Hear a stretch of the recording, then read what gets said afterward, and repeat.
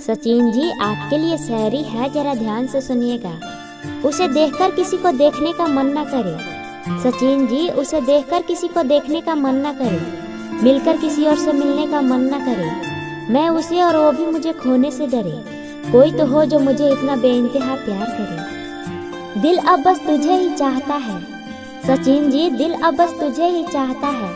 तेरी यादों में ये खो जाता है। लग गई है इसमें इश्क की आग ऐसी कि तेरे होठों को चूमने का दिल चाहता है।